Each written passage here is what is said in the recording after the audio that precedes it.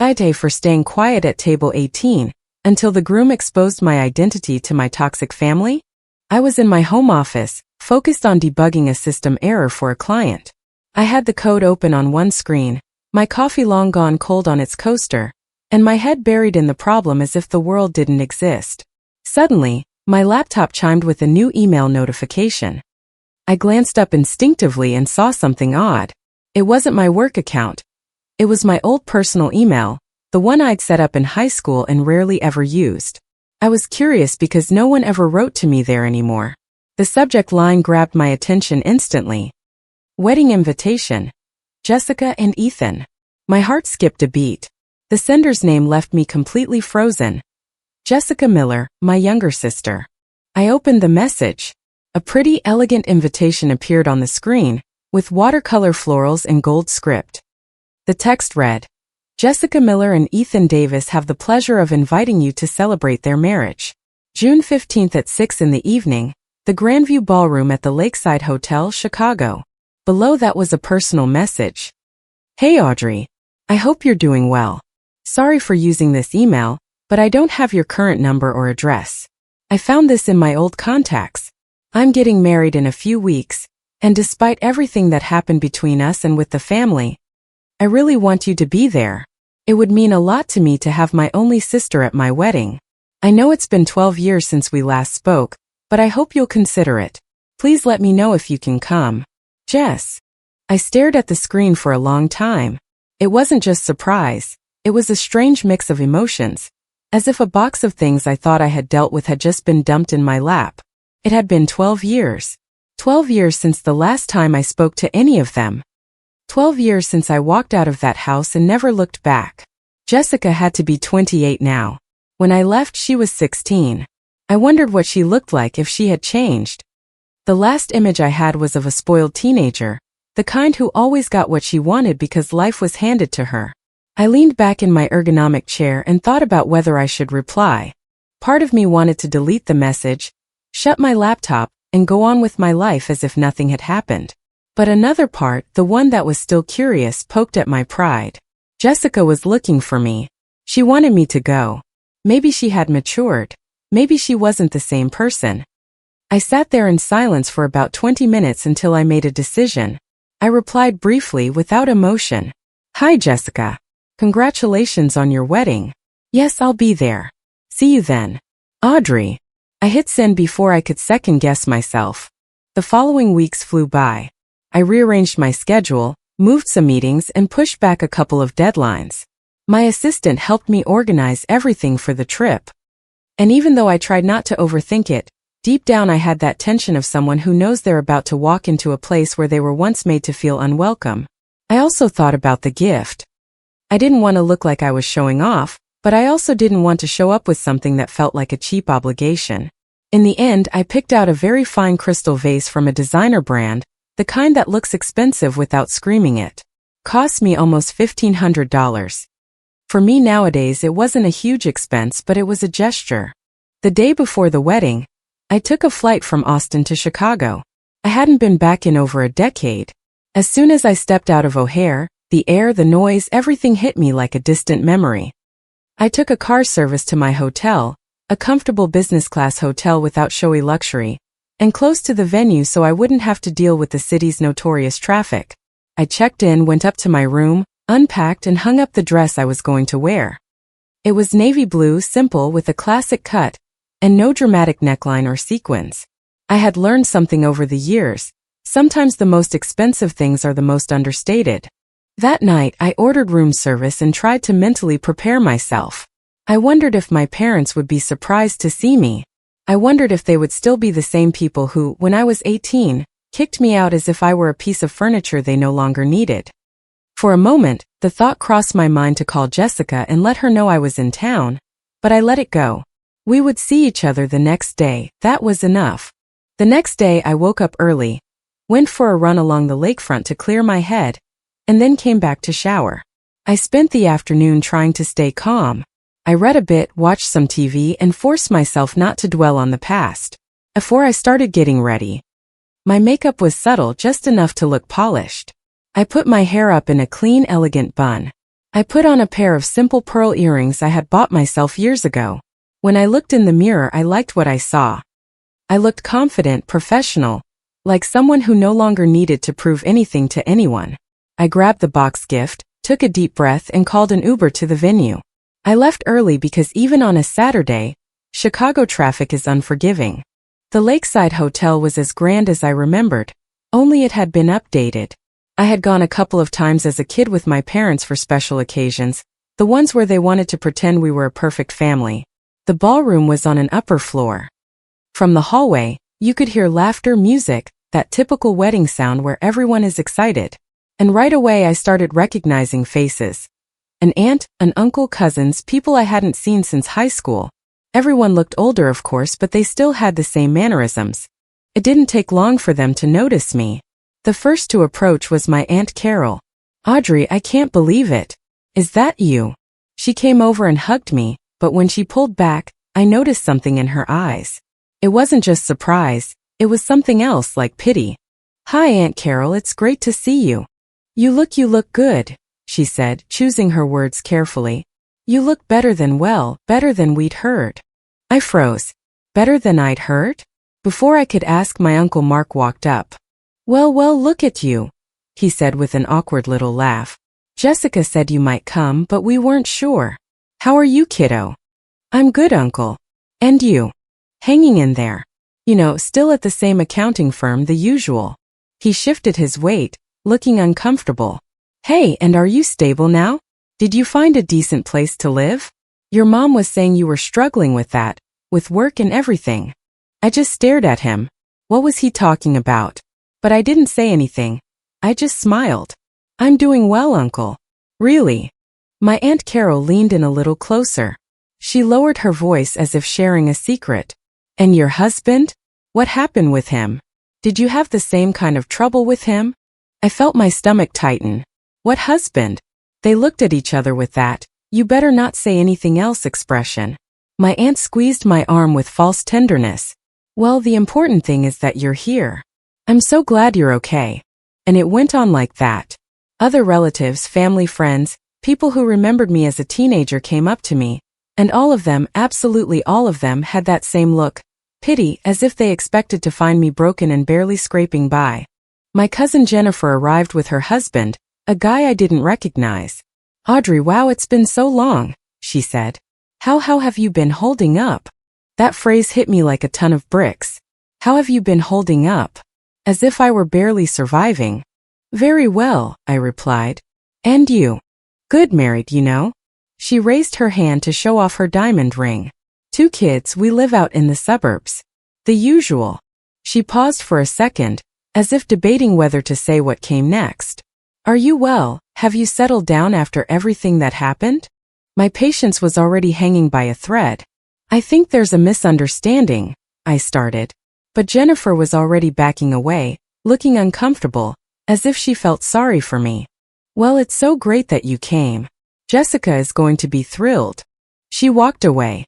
I stood there feeling my face get hot, not from embarrassment but from anger because something wasn't adding up, and everyone seemed to be following a script where I was the family failure. I decided to stop guessing and just find my seat. I started walking among the tables, looking for my name on the place cards. The front tables, nothing. The middle tables, nothing. I got closer to the head table where my parents and the bridal party were. I saw my parents.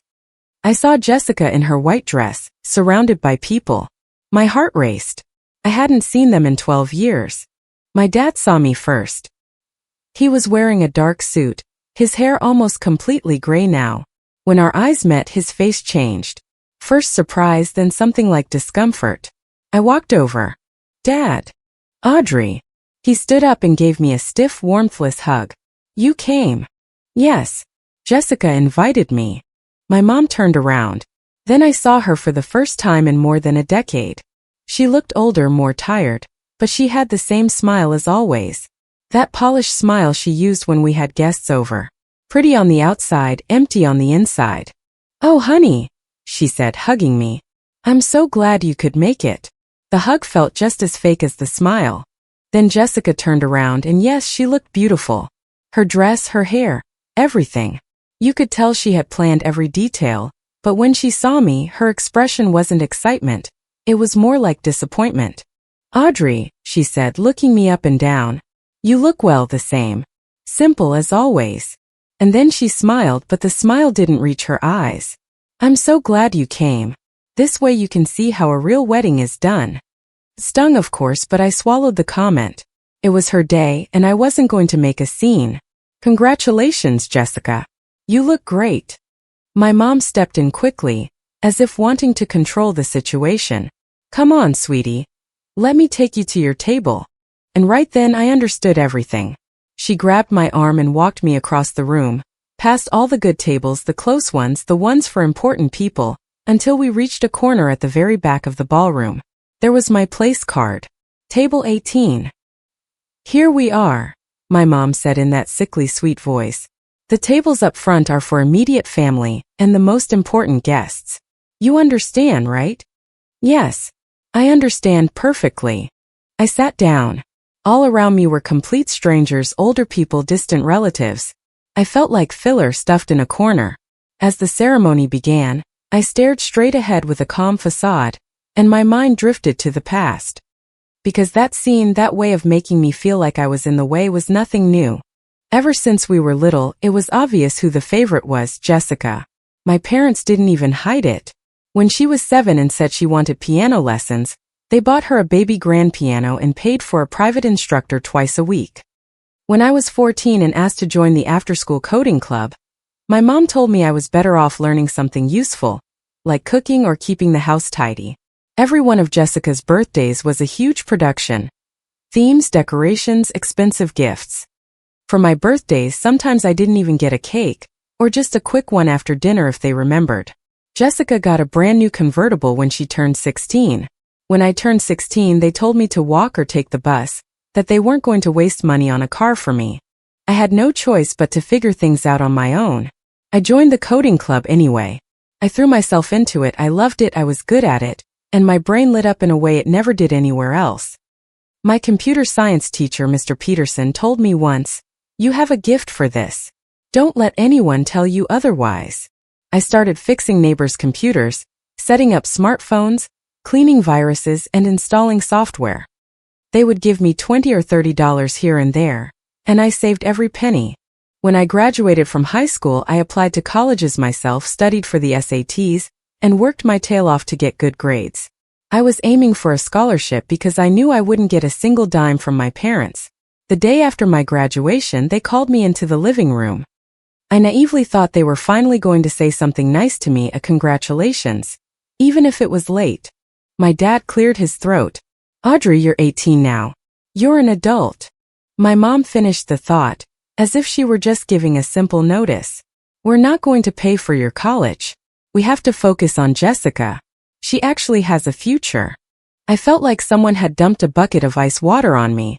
"What do you mean, no?" My dad didn't even flinch. "And besides, it's time for you to move out. Jessica needs her own space to study." I couldn't breathe. Move out? Where am I supposed to go? My mom looked at me as if my question was an annoyance. "That's your problem now. You're an adult. You should have thought about it." I begged them. I asked for just a few weeks to save up for a security deposit to get organized. They refused. My mom gave me a deadline. "You have until Friday." 3 days later, I packed my entire life into 2 suitcases and a backpack. My best friend, Chloe, let me stay at her house while her parents were out of town. A week later, the letters I had been waiting for arrived. I had been accepted into several universities, and one offered me a full academic scholarship. When Chloe's parents returned and found out what had happened, they were outraged. They treated me like their own daughter. They helped me with the paperwork, drove me to campus visits, and refused to let me miss this opportunity. They helped me with the first month's rent for a dorm room and gave me some cash to get started. Chloe's mom hugged me the day I left and told me, "Go build a life for yourself and make sure they see it." I didn't cry in front of them, but inside I was shattered. College was hard. I worked and studied at the same time. There were days of eating ramen noodles, of sleeping very little, of wanting to give up. But I was happy. For the first time, I felt like I was somewhere I actually belonged. I majored in computer engineering and poured my soul into it. In my junior year, I met Ben in a particularly tough algorithms class. He was brilliant, quick-witted, and had a sense of humor that could cut through the stress. We started as study partners, then started dating, and soon we were inseparable. After graduating, we got married at the city courthouse. It was small, no big show, just a few friends, no reception hall, no family. We both took corporate jobs at first. But we shared the same dream, to start something of our own. At night and on weekends, we stayed up developing software that solved a real-world problem. Managing large-scale databases efficiently. Took us years, but we finally launched it. One day, a major corporation took an interest, then another, and suddenly we were in boardrooms talking about numbers I had never imagined. We sold that technology for an amount that changed our lives. With that capital, we founded our company, Miller Innovations. We grew fast, landed major clients, took on serious projects, and I became the person my parents swore I would never be. But success doesn't fix everything. Over the years, Ben and I grew apart. It wasn't through big fights, but through quiet distance. Our lives became all about work. What used to be a marriage turned into a business partnership. Years later, we sat down one day and said it without any drama. This isn't working for us as a couple anymore. We divorced amicably. No lawyers fighting, no bitter disputes. We divided our assets and continued on as business partners because at work we were a perfect team. I moved on with my life. By my 30s I was at peace, living well. My company was respected. I had been featured in business magazines like Forbes and Wired. I was invited to give keynote speeches, and people in the tech industry knew my name. I had money, yes, but more importantly I had peace. And my family knew absolutely nothing about any of it. To them, I was still the one who left, the one who couldn't make it, the one who was surely out there struggling. A round of applause pulled me out of my memories. The ceremony had ended, and people were settling in for dinner and the toasts. At the head table, my parents stood up. My dad took the microphone. "Thank you all for joining us," he started, toasting Jessica and Ethan. He went on a long speech about how proud they were of Jessica, her degree, her job, how much she had accomplished. Then my mom spoke about Ethan, how perfect he was for her daughter, how blessed the family was. Ethan's parents also spoke, gave thanks, and toasted the couple. Everything was normal. Until from a table in the back, my Uncle Mark shouted, already a bit loud from the open bar, "Let Audrey say something." I felt my whole body tense up. I saw my parents' faces. They dropped. Jessica looked instantly annoyed, as if the very idea embarrassed her. But there were too many people watching. My dad couldn't refuse without looking bad. "Of course," he said with a forced smile. "Audrey, would you like to say a few words?" I stood up. I walked to the front with my heart pounding, but with a calm expression. I took a deep breath. Ethan, the groom, walked over with the microphone and was about to hand it to me, but he stopped. He looked at me closely. He furrowed his brow slightly, as if putting a puzzle together in his head. And then he said, still holding the microphone close enough for everyone to hear, "Wait a minute. You're Audrey Miller." The ballroom went completely silent. I looked at him, not understanding what was coming next. Ethan went on, his eyes wide with genuine excitement. "Audrey Miller. From Miller Innovations. The one who was in Forbes." A murmur rose up like a wave through the room. I smiled slightly and nodded. "Yes, that's me." Ethan's face lit up. "I can't believe it. I just read an article about you because my company was looking at your software for a new project. I remember the interview. This is incredible." He was still speaking into the microphone, so his excitement echoed throughout the entire hall. I glanced over at the head table. My dad was frozen. My mom too. Jessica's mouth was a thin, tight line, as if she had tasted something sour. People started whispering. Ethan continued, oblivious to the awkward tension. "Seriously, what an honor. I'm in marketing, but I have friends in the tech sector, and your name is very well known. It's so impressive." I took the microphone. "Thank you, Ethan. That's very kind." I looked out at the room, then at Jessica. "I just want to say congratulations. I wish you both a lifetime of happiness and all the best in this new chapter." That was it. I handed the mic back to him and started walking back to my table. I hadn't taken 5 steps when my mom appeared at my side. Her voice suddenly sweet, soft, and almost affectionate in a way I hadn't heard in years. Honey, why don't you come sit with us? There's plenty of room. Your family. I looked at her calmly. No, thank you. I'm fine where I am. And I kept walking. On the way back to my table, I could hear the whispers clearly.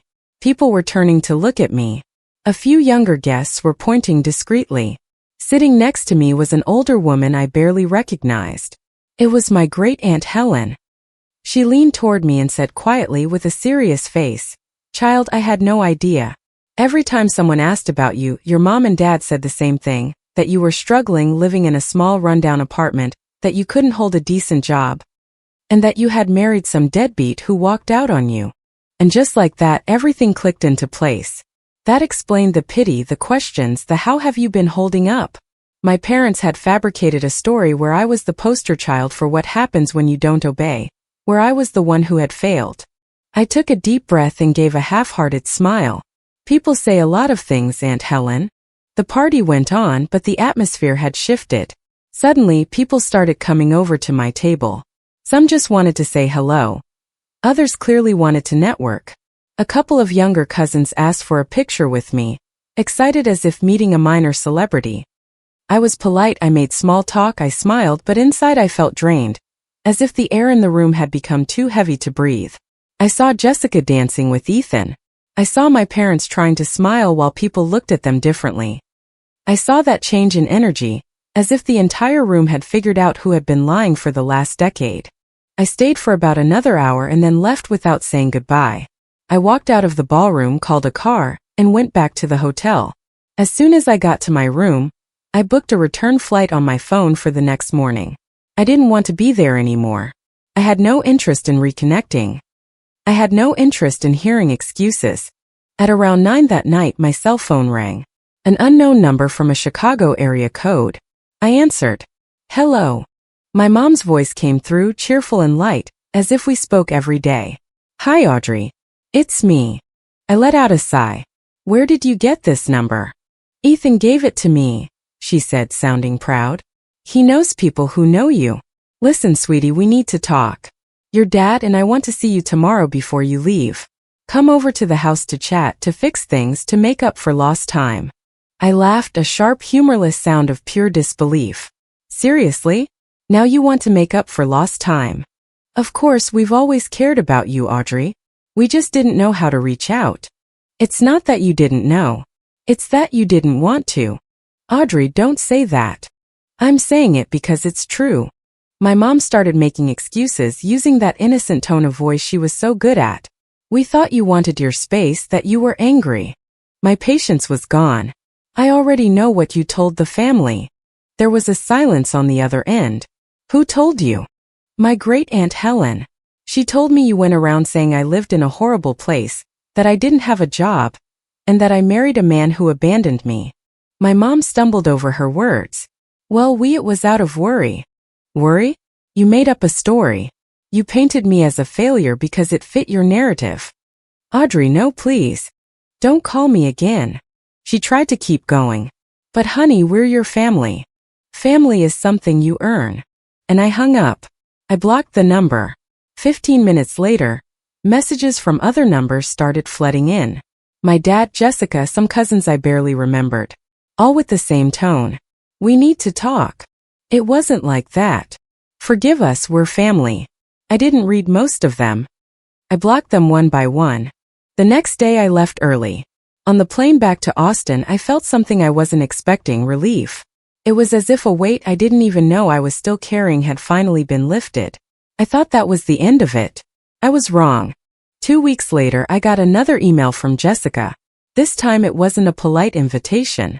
It was direct, cold, and seething with poorly hidden rage. Audrey, I looked you up. I know how much money you have now. You're a millionaire, and meanwhile your family is struggling. We took out a loan for almost $100,000 for the wedding. The venue, the music, the food, it all drained our accounts. And it's only fair that you pay for it. For you, that's nothing. For us, it's a huge burden. You owe us that after abandoning your family for so many years. We are your family, and family is supposed to support each other. I expect the wire transfer by the end of this week. I stared at the screen. It wasn't sadness I felt. It was astonishment, quickly followed by cold fury. The audacity. They wanted me to pay for the wedding because I could afford it, as if my success erased 12 years of their contempt. I replied immediately, "Jessica, I am not going to pay for your wedding or your debts. Do you want to know why? Because for years you and our parents told everyone that I was a failure, that I was living in poverty, that I had no future, and that I had accomplished nothing. If I was the failure you all claimed I was, then a failure has no obligation to fix your life. Do not ever contact me again. If you or anyone else in the family persists, I will have my lawyer handle it as harassment." I sent the message, and I blocked her email address. That was 6 months ago. I haven't heard from any of them since. I guess when they read the word lawyer, they realized I wasn't playing games anymore. Today I am still focusing on my life, my work, my projects, and the future I built for myself without them. And no, I'm not bitter. If anything, I'm grateful. That wedding reminded me of something I already knew, but sometimes you need to see it up close to reaffirm it. Some people are not worth your time, even if they share your blood. I learned that lesson years ago, and Jessica's wedding only confirmed that cutting ties completely was the best decision I could have ever made. I'm doing fine and I will keep doing fine. Comment. I always find it incredible how much strength it takes to walk away from environments where we are not valued. It is a hard truth to accept, but blood relations do not automatically guarantee unconditional love or respect. Setting boundaries is not an act of cruelty. It is a necessary step for your mental health and healing. You have every right to protect your peace and build a life filled with people who truly celebrate your growth. We cannot control how others perceive us, but we can completely control how we respond to their toxicity. True success is never just about financial wealth or career milestones.